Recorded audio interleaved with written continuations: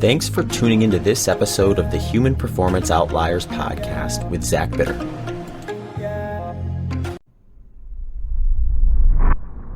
All right, folks, if you are interested in adding some structure to your training program, I have some options that might interest you.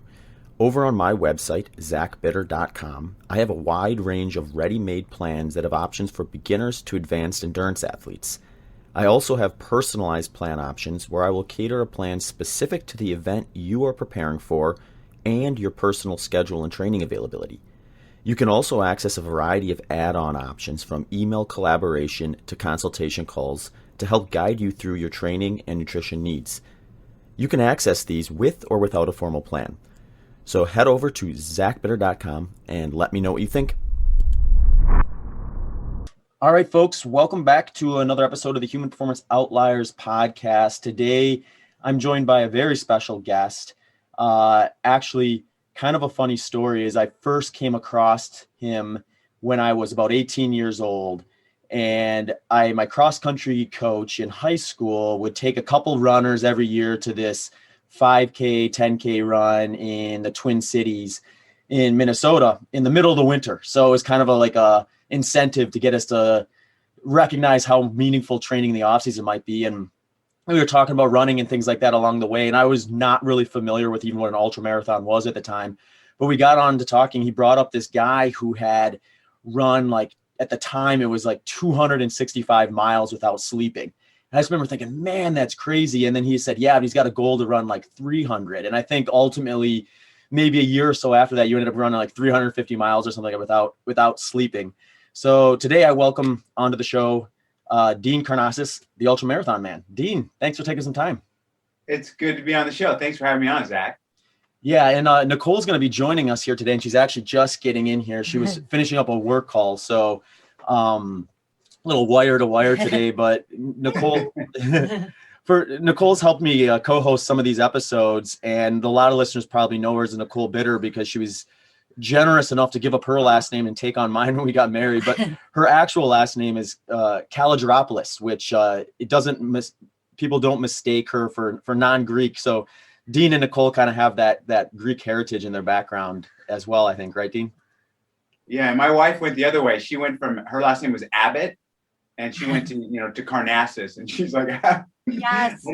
You know what it's like, Nicole, right? It got easier for you, right? When you give the last name, yeah. I lucked out. My sister-in-law went from now has Kalogeropoulos as her married name, so definitely not the right way to go. So I apologize to your wife.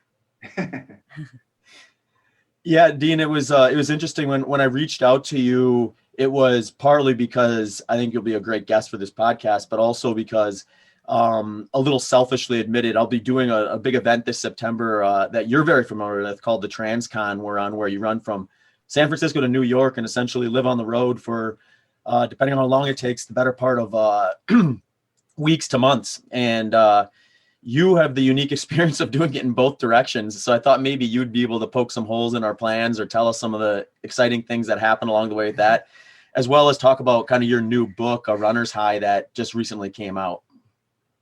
Yeah, no, that's a good segue. I ran across the country in both directions, and I would highly recommend running from west to east, because doing it the other way around, you're basically facing a headwind the whole way, which you don't want. Yeah. Especially if you're going for a record. I don't know. Are you, I imagine your intention is to break the record. Yeah, the big driver here, I'm doing it for a charity, so I want to make sure I don't do anything too stupid and end up getting like high and dry in the Midwest somewhere. So I'll be mindful of that if it seems like it's just not something I'm going to be able to stick to. But just running the numbers, I think it's something that is within reach if I have things go well. So I'll definitely be kind of having my eye on that as well going across it. Pete Kostelnick, we had him on the show actually a couple episodes ago, and he was kind of breaking down his strategy and what all went into that. And I think he averaged just over 72.5 miles or something per day. And that was with a day off too, because he aggravated a tendon going over the Sierras early on and ended up just resting that for a day and then banging out a bunch of 80-mile days after that. So it's a tall order, but I think it'd be a fun challenge to kind of keep in mind while moving across.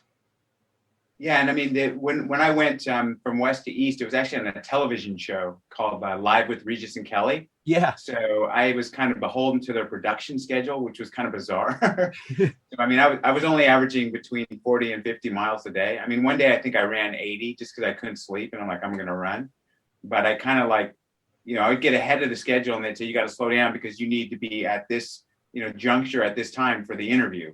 So it was bizarre in that regard, but it was for charity, so it was a good cause, and so I went with it. But it wasn't, it was 75 days for me, and I read about a funny experience I had when I was getting into Washington D.C. I got a call from someone, and she said, "Hey, I'm from the White House. There's someone that wants to meet you here." And I'm like, "Oh, okay, sure. You're from the White House, right? Who's this person?" And she said, "Well, her name is Michelle. Like Michelle wants to meet you." And I said, "Yeah, I'm thinking it's like a security guard, or a chef or something." I'm like, "Michelle who?" And she says, "Well, her last name's Obama. Like, do you know who Michelle Obama is?" Heard of her? Yeah. And I'm like, "Yeah, I've been running across the country for 65 days, but I know who Michelle Obama is." So I literally ran into the White House, ran right down the hallway of the White House and hung a left out to the South Lawn. And there was Michelle Obama waiting for me. Oh, that's so cool. Yeah, I loved that in your book. Yeah. It was a bizarre experience, Nicole. I mean, can you imagine? No. Just running for 65 days out by yourself, and all of a sudden you're like, hugging the first lady. No, that sounds exceptional for sure. You have so many good memories that are captured in your book, but I'm sure just overall from a lifetime perspective, I mean, I think just getting to run in so many different countries, I just think that's always something that's fun to kind of look back on. Wow, and right now more so than ever, Mhm. when are we going to be able to run again in different countries? I'm supposed to go to Greece in June, Oh, and it's looking like the event's going to be pushed back to October, and hopefully I'm going to run across Australia in August, and that's looking pretty good. But we're still kind of, it's kind of a waiting game still to see how the rollout of the vaccine goes. Yeah. Yeah, it is interesting because perspective. I know, like, it seems like, well, here in Arizona, we've had basically universal access regardless of age for maybe like probably 8 or 9 weeks at this point. But I've got a coaching client over in Taiwan who they've got no future look at one at the moment, and they were just out in a lockdown in some cities too. So it's you can take that for granted pretty quickly, how quickly it's seemed to roll out here in the States. But yeah, the other funny thing about that is we were actually planning on doing the Transcon project in 2020. And when March rolled through, I was like, there's just no way that's going to happen. And looking back on it, though, isolating yourself in an RV with a couple people you'd be living with anyway is maybe the only thing we could have done, realistically, for the most part. So, but you know how it is, like, you can't really turn that around on a moment's notice. So we punted it to this year, and I'd be interested in your take on this, especially when you went east to west. From what I've seen and what Pete kind of shared with me is like, it's just kind of like a tight time window where you can, if you're starting in San Fran, of getting over the Sierras before winter sets in, but not so hot that you're kind of the middle of the summer, but also getting to the East Coast before real winter sets in over there kind of puts you at like an early September, like, starting point in most cases. Is that kind of what you did too? Or were you just like, weather be damned, I'm going to go through anything?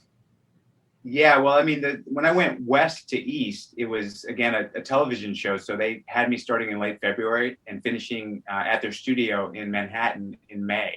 And that was just their production schedule. I mean, they viewed this, they didn't care about me running. They're like, we got television, programming we got to adhere to. When I went east to west, I actually left after the New York City Marathon, which is in November, if you know that first week of November, which was stupid.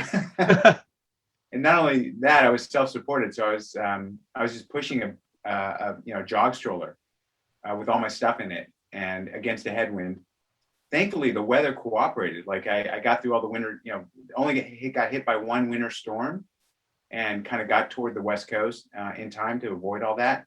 But you never know. I mean, you can. The Rockies to me is the area. Are you going to go the southern or northern route? Which route are you following? I'm going to do the exact same route that Pete did. So we'll go like kind of through Nevada and just kind of, I guess that's the northern route, I think, right? The southern route goes quite a bit south, if I'm not mistaken. So you're going through Chicago, Colorado. Yep. Mm-hmm. Yeah. So, I mean, to me, the Rockies, in September, you never know. Yeah. Mm-hmm. You can get a pretty heavy storm coming through at that time of year. It's tricky. And I think the storm might not slow you down, but if the vehicle gets held up, that could be a problem. Yeah. Yeah. Pete was talking about that. He said, there's a chance that you could get hit with something big. He seemed to think it was a pretty low chance that would be like snow related in the sense that it would be, in a ditch with our RV or something like that. But you do never know. And it's just one of those things that I think is kind of the interesting part about this project is just, there are things that you have to have kind of firmed up, your T's crossed and your I's dotted. And if you don't, it's just silly kind of not to. And then there's other things like weather and just day-to-day things like maybe blisters or, you don't sleep good the night before that you really can't fine tune or predict. And you just have to really respond to it or be willing to respond to those things and adjust accordingly. Is that kind of how you went about those projects?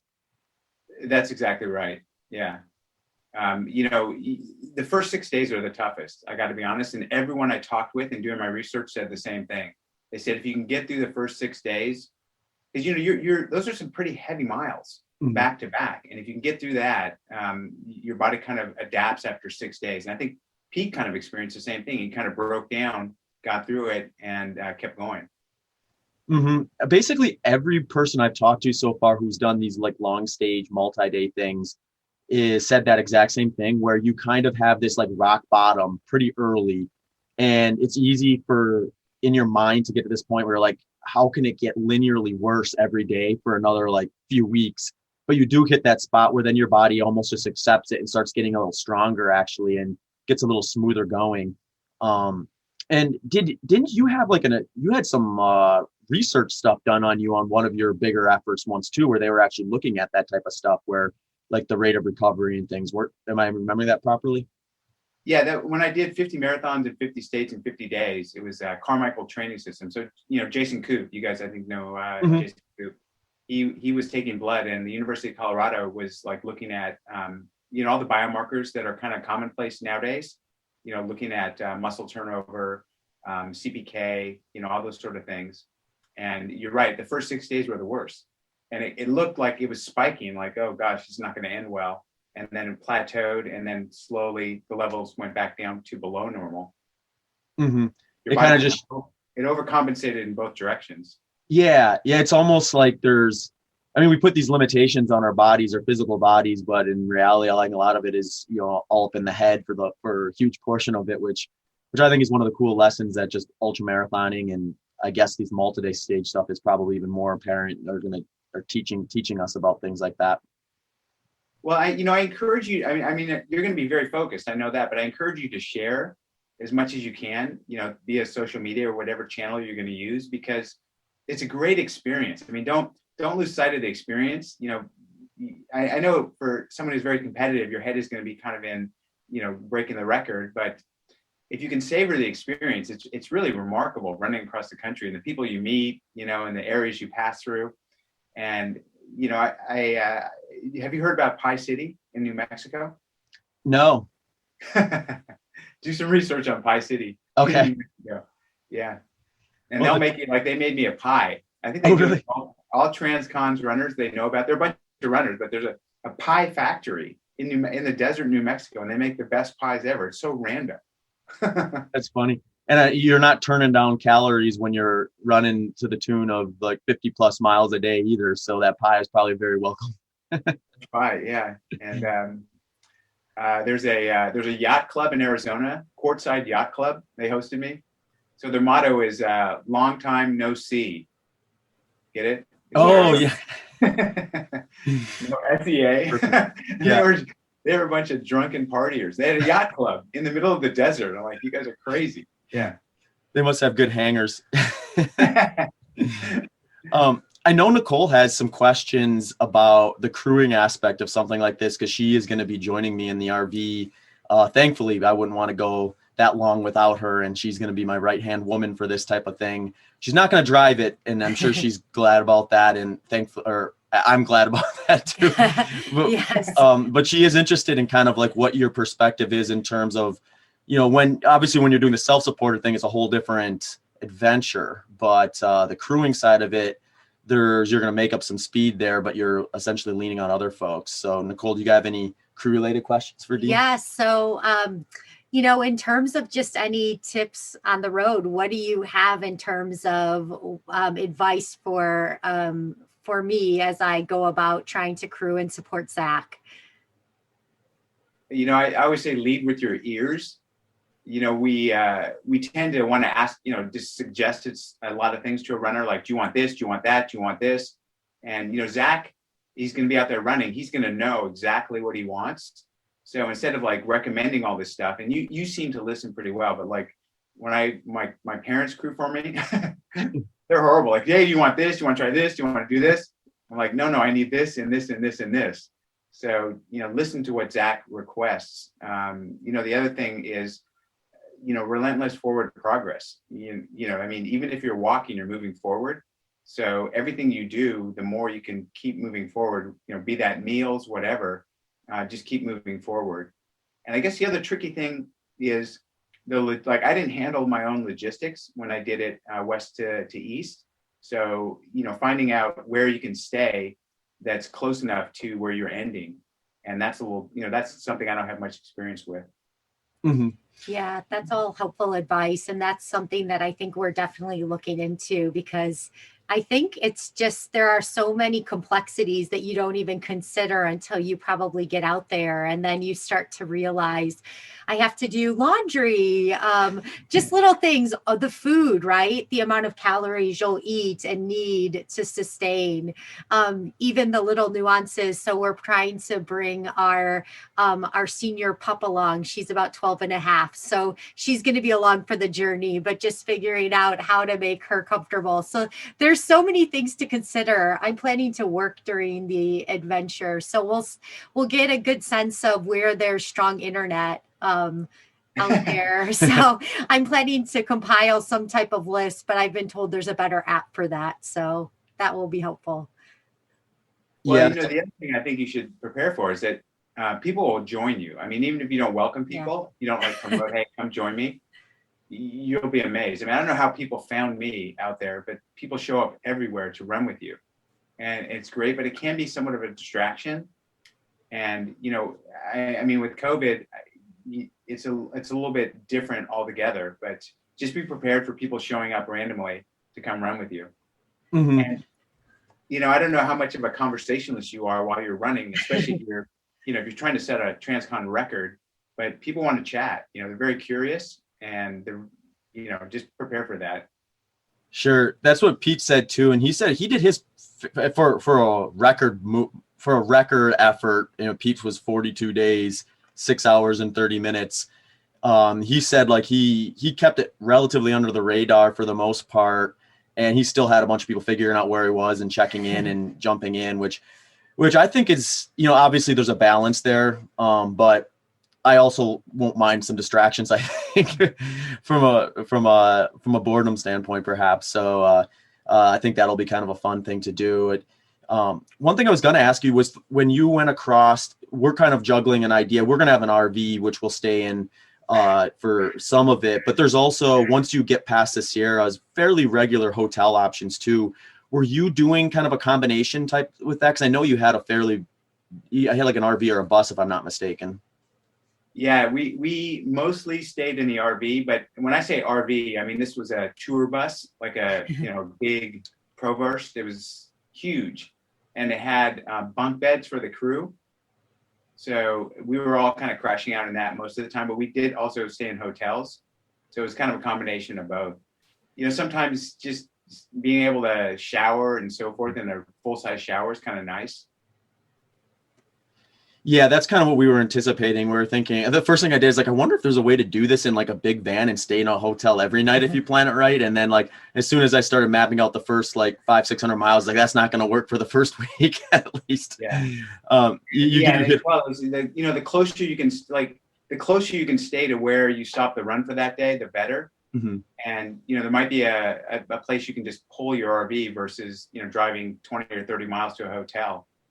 Mm-hmm. I mean, as soon as you get up, Zach, you want to be moving. I mean, the quicker you can just start turning the legs over, the better. Yeah, and you probably have the odd day too where, I woke up an hour or 2 hours earlier than I anticipated. Now I got to get everyone else up to accommodate my newly acquired schedule. Yeah, no, I did that. I drove my crew crazy because sometimes I didn't want to wake them up. I felt so bad, so I'd just slip out the door and start running. If you're on a straight road forever, Mm-hmm. I figured they'll just catch up with me, and then I'd like lose cell service, and I couldn't text them or anything, and they'd eventually find me, and I'd be like dehydrated and hungry, and yeah. This episode of HPO is made possible through our friends at Bioptimizers and their new product, Cognibiotics. Negative feelings and mood can be impacted by the health of your gut. So serotonin has been linked to happiness, much of which is created in your gut. If your gut health is off, it can lead to negative outcomes such as loss of happiness and positivity. Bioptimizers has aimed at tackling this with their product Cognibiotics, which they call their breakthrough mood enhancer. This formula starts with a solid foundation of prebiotics and probiotics to support gut health and positive feelings in a safe and natural way. Cognibiotics also includes 17 herbs that are linked to enhance mood, stress management, and improved memory. One of my personal favorite aspects of trying any of Bioptimizers products is their full 1-year money-back guarantee. So you don't have to take their word for it. Just try it out, see for yourself, risk-free. Head over to www.cognibiotics.com/human. That's www.cognibiotics.com/HUMAN. And throw in promo code HUMAN10. That's capital HUMAN 10 for 10% off your next order. All right, now back to the show. That's funny. Yeah. So Dean, you've done so many things in the sport. I mean, you've been in the sport. I feel like I've been in the sport forever. I'm sure Nicole kind of feels the same way. And you've been doing this longer than us and a lot of variants too. If you could pick one event or project that you've done that really sticks out as like this was like one that is like I'll remember forever and will stand out in the masses of things I've done, which one would you maybe point to? This might sound funny, but I ran a 10K one time with my daughter, Alexandria, on her 10th birthday. And that still, to me, is the most special race I've ever done. It'd be hard to surpass that one. I don't know why. It was, she came to me. She wanted to run a 10K. We trained together. And just when we crossed that finish line, it was such a special moment that one sticks with me. Certainly, like, can you see these two things? Yeah. You know what those are? No. The Olympic. Oh, the Olympic torches. Yeah. They let you keep the torch. So I've carried the torch a couple times. That was a pretty special moment. Yeah. Well, and then also now that I'm thinking about it, can you see those things? Yeah. Those are so the television show is on at the end of the Transcon. They had my shoes bronzed. Those are bronze shoes. Oh, wow. Well, you got to do that for Zach's shoes. Yes, it sounds like something I'll be exploring for sure. The question is, what number pair is that? Yeah. I went and I was running in North Face trail shoes. It's just because I was sponsored by North Face, and I and not ideal. Far from ideal. You got it across though, so that was good. Yeah. Yes. No, I thought that was one of the impressions in your book, just the relationship that running kind of brings with your family. It's also intertwined, right? Like, so you talk a lot in your book about just how your son and your parents were out crewing for you at Western States. And, I think that was really special, like in terms of a reflection. And I know Zach and I feel the same. It's like when you think back to special races, a lot of times it's just, you don't even remember necessarily where you finished. You remember the people that were surrounding you, and that's what really makes the impact. So I like that you said your daughter's 10K was one of the more special ones. Yeah, I mean, no runner's an island. You guys know that. I mean, running the way, especially the way we do, it involves anyone in your life, and your relationships are impacted, your family's impacted. And to write a book about running and not include your family, I don't think would be a very honest book. I mean, my folks have crewed for me since the very first Western States back in 1993.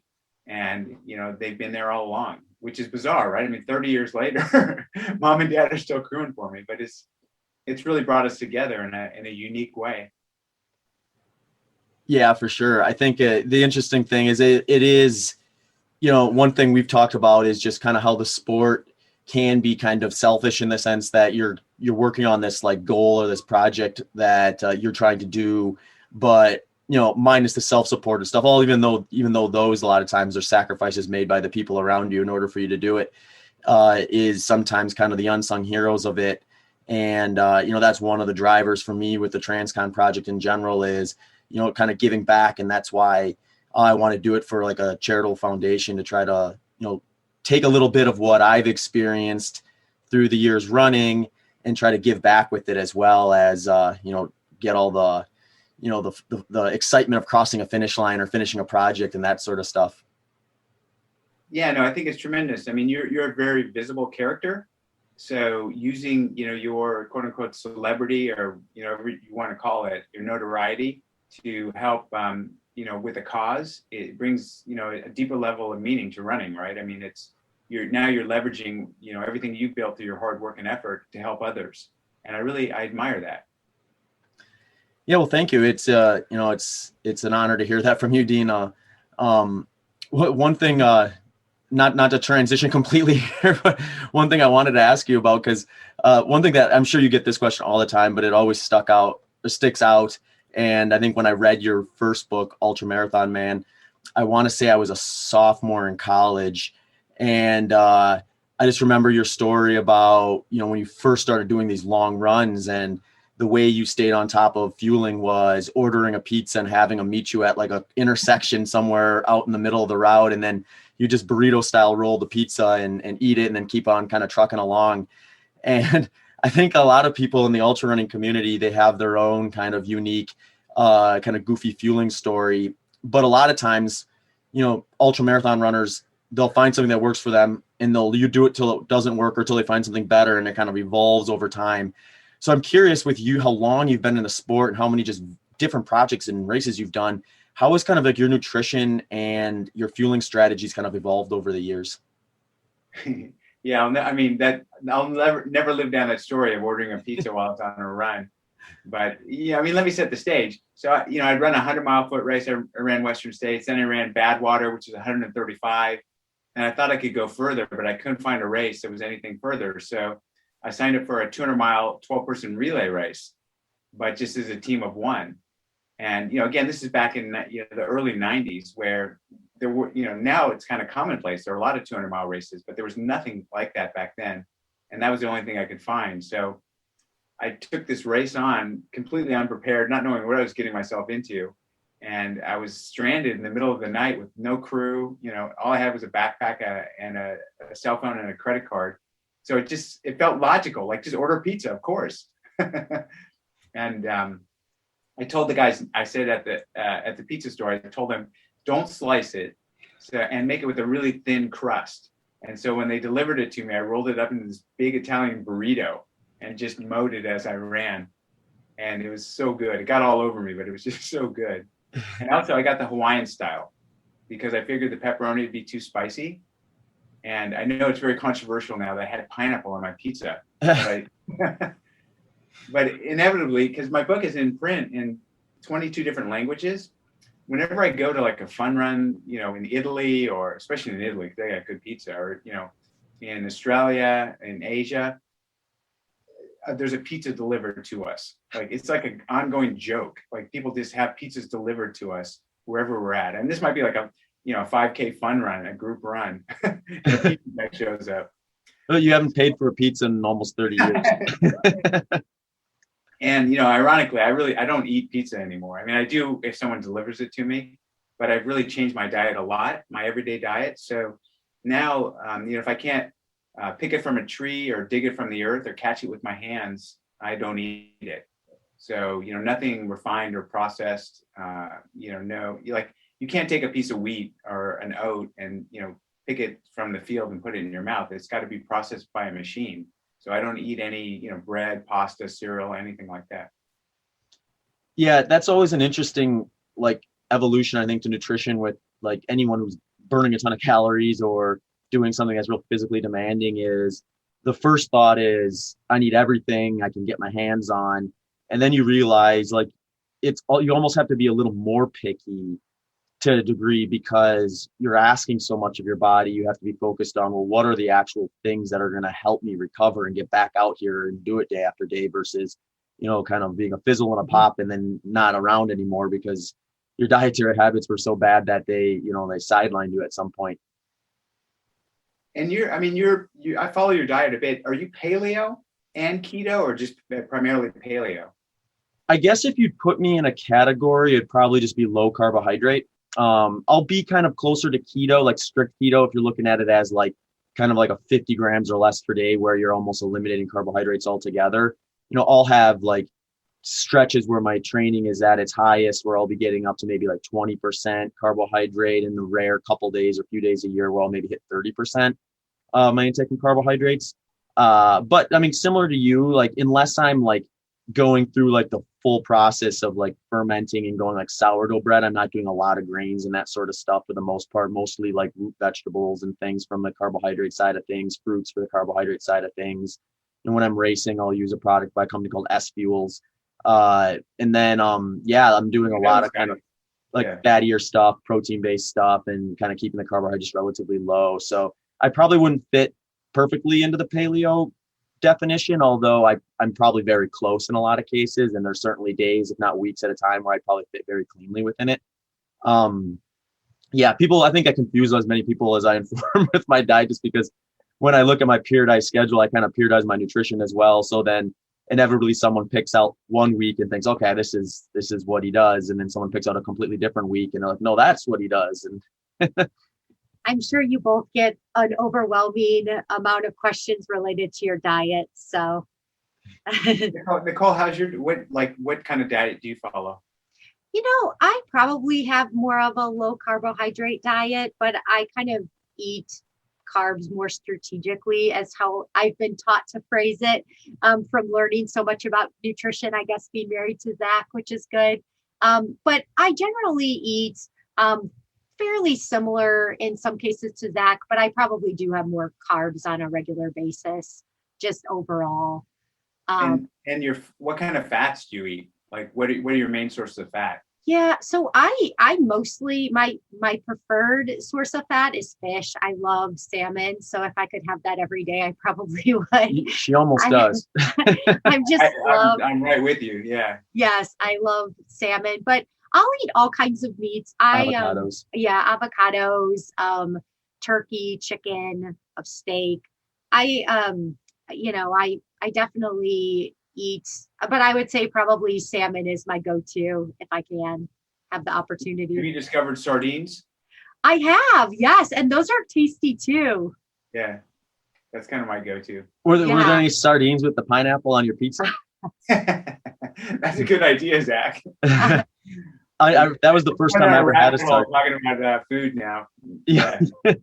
I remember when I can't remember how old I was actually. It was probably maybe like 10. First time I had a sardine, and my family went on a vacation up to Canada, and we stopped at a pizza place, and my dad was like, "Well, let's get a sardine pizza." And we're like, "What? Little fish on your pizza?" And then I remember eating and thinking, "Oh, it just is a lot saltier then." It was fine with them after that. Yeah, they're pretty strong. So are you big into Greek food? You have to let us know, what is your favorite delicacy there? Savi, seafood. Yeah. You just can't get over grilled fish or, grilled octopus. Yes. With some olive oil and some lemon. I tend to crave the savory things. I'm not such a sweet. I don't have much of a sweet tooth at all, but once in a while, a piece of baklava is pretty good. Okay. Yeah. We grew up going to Greece as kids, and we would go every couple of years because all of my dad's family lived over there. So it was just this huge, family reunion for a month when we would go over there. And I just always have such memories of my aunts and their cooking. And it's just, they were the most amazing cooks, but something about the produce as when we were kids over there, it was just like no other. And I know it's changed a lot, unfortunately, but something about those Greek salads, you just couldn't make a Greek salad the same way with the cucumbers and tomatoes and feta. And it was just so delicious, olive oil. I mean, how did they make a tomato taste so good in Greece? It Like, just I was don't get it. phenomenal. I know. And Yeah. I know, Zach, you went for the first time. Now it's been a couple of Year and a years. half Yeah, ago? a year and a half ago. But it's not the same anymore. They've globalized, right? But 20 years ago you had produce there and it was at a different level. Like you would bite into a peach and you'd be like, wow, this is amazing. I mean, when you get out of Athens, it's still the same. Yeah. I mean, Okay, good. Yeah, no, I mean, you go out to the Peloponnese or some of the Yeah. islands, and it hasn't changed at Yeah. all. Those are the places I really love. Like my mom is from an island called Icaria, Okay. where Icarus, the guy with the wax wings, supposedly Yes. crashed. And I mean, it's like stepping back into the 70s or 60s when you go there. It's so nice. Yeah, the food is so good, and they grow it all on the island, so they don't import Yeah. much. Yeah. That's cool. We'll have to check out some of the more like remote areas. We were on what was Milos Islands for a Milos. fair bit when we were out there. Okay. Yeah. Mhm. Yeah. No, it was beautiful, but gosh, we need to spend more time out there because every time we go back, it's like, we need to just stay for longer periods of time. And have you guys done have you ever done the Athens, they call it the Athens Original Marathon? Have you ever thought about doing just the regular marathon just to do it? No, but we've talked about it. That would be fun. All of our cousins were trying to get us to go back. And I know Zach definitely on the bucket list is to go back for the Spartathlon. I might be the crew for that one. I'm not sure, but that's definitely still a bucket list item. Yeah, You can go back. when we were over there, that was one of the questions we'd get a lot was like, are you going to do the marathon at some point? So that you could tell the locals were very in tune with that particular event along with the Spartathlon. Yeah, it's funny. A lot of the Greeks don't know about the Spartathlon, which blows my mind. Yeah. But all of the Greeks know about the marathon. But Yes. everyone knows about that one. Yeah. Yes, for sure. Since we were, for the last couple of years, I just know I'll get messages from my cousins on Facebook like, are you or Zach coming over to do the marathon? So we'll have to do that one year. Put that one on the short list. Yeah, that's a sprint distance, the marathon. Yes. Short little sprint. Cool. What else do we have from the book that we should share with the listeners? Yeah, well, I guess I'm going into Western states again this year, and I loved your story with your parents and your son crewing for you at Western. But do you have a desire to go back to Western? I'm sure it's still a race that you would go back to. Yeah, I mean, after 13 finishes, I still want to go back. Absolutely. I hopefully I can get to 20 finishes. The thing is, as I write about in the book, it's almost impossible to get in. And, when I was younger, I used to reliably finish in the top 10 and, that just ain't going to happen anymore. So, and I don't ask for any favors. Like I just go through the lottery like everyone else. So hopefully I can get in again. But, every runner who runs Western States has their own unique experience. I mean, Nicole, you were there the same year. Yes. And when you read about my experience, your experience was completely different, I imagine. And you Yes. could write a book about it as well, I imagine.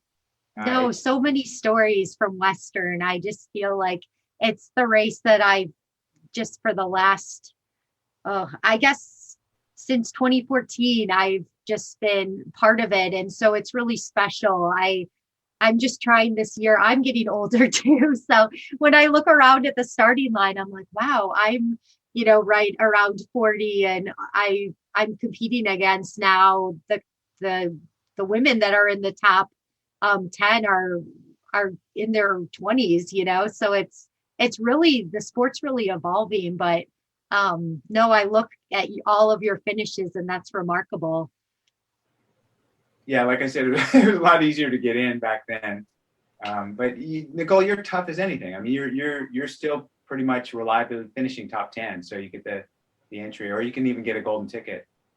Yeah, no, thanks. I'm going to try for this year. And then, part of me is like, there's so many races to do. I love Western, but there's just so much to explore. And I love the international races. So to me, just getting the chance to go see some interesting places.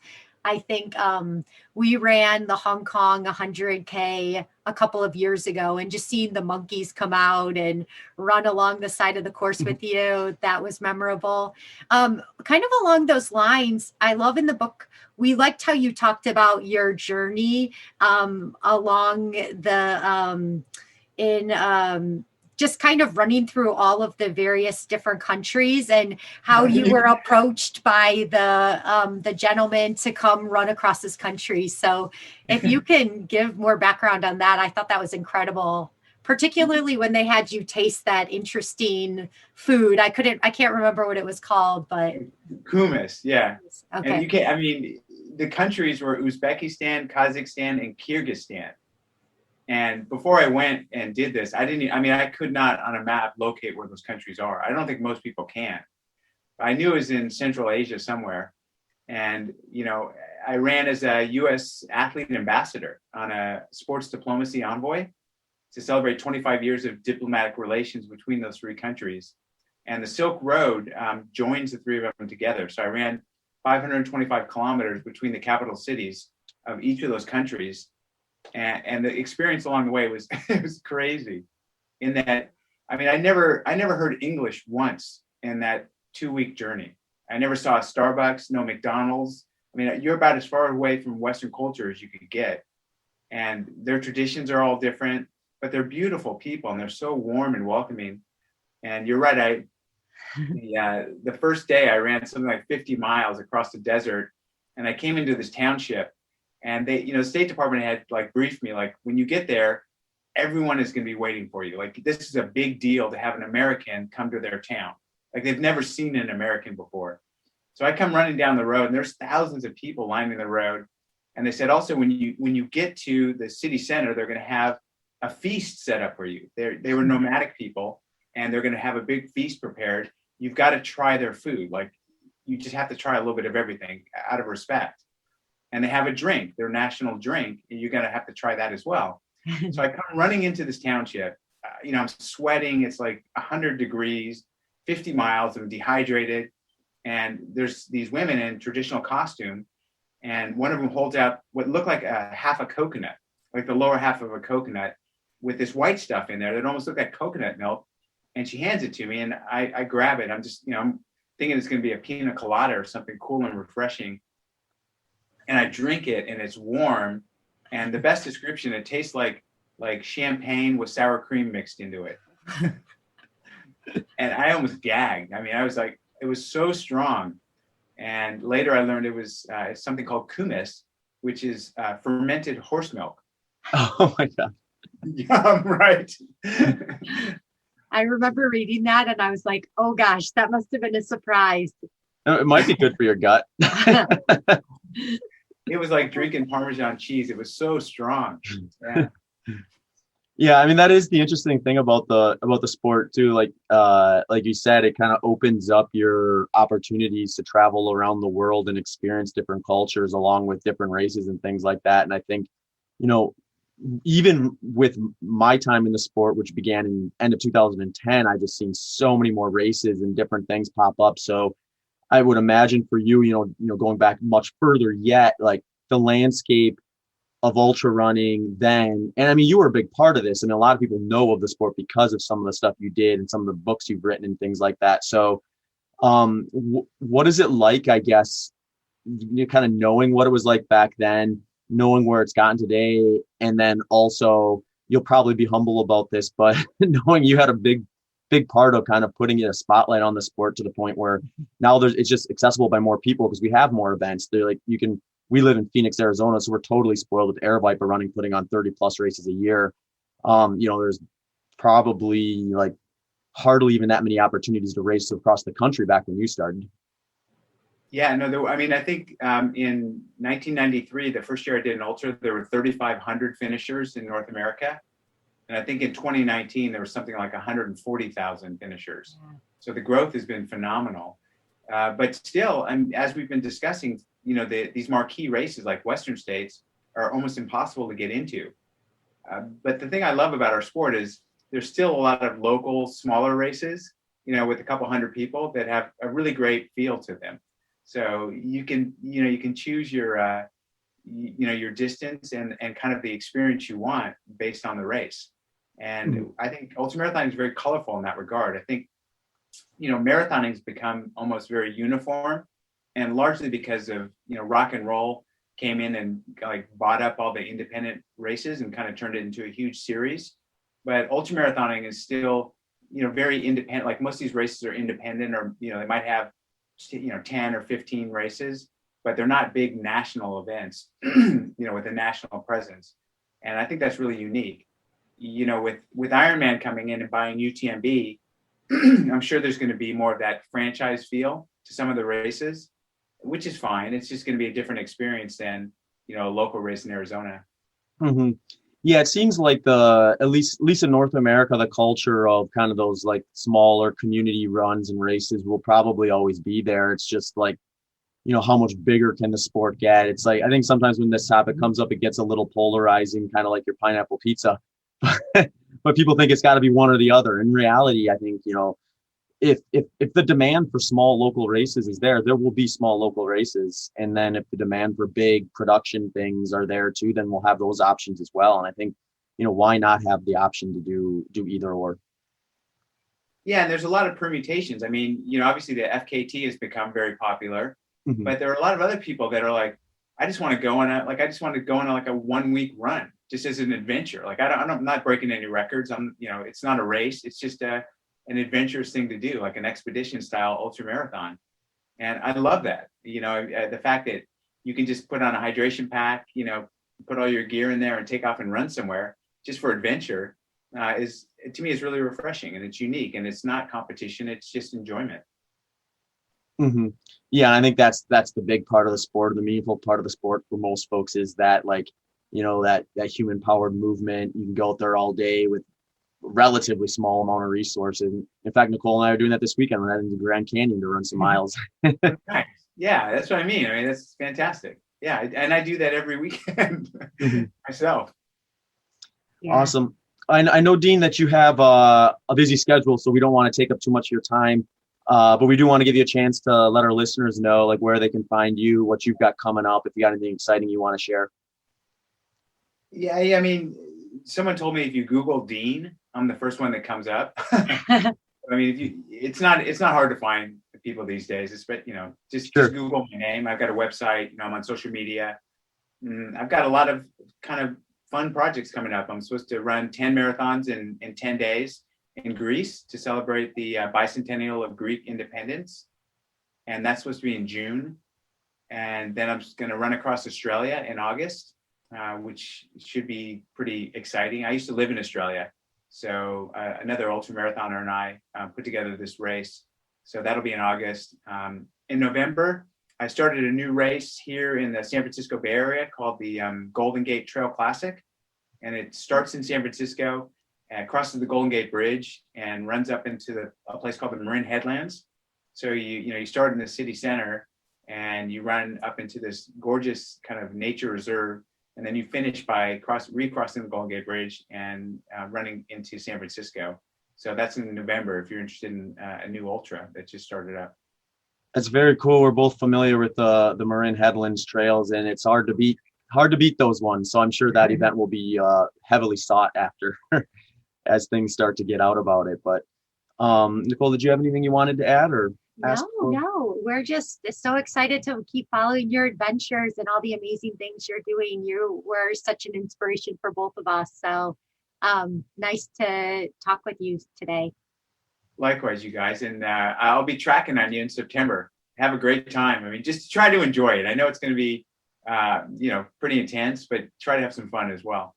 Yeah, well, we're gonna try to make it as fun as possible. I think that's the only way you can make 6+ weeks sustainable is if you're having fun out there. So there'll be plenty of updates, social media activation tech stuff going on while I'm moving across the country slowly but surely. Well, maybe I'll come track you down and run with you. Awesome. Oh, Yeah, we have a yeah. spot in the RV for you if you want to hop in for a while. Yeah. Awesome, dude. Well, thanks again for taking some time. Thanks for having me on, you guys. Have a great day. Too. Thanks for tuning into this episode of the Human Performance Outliers podcast with Zach Bitter.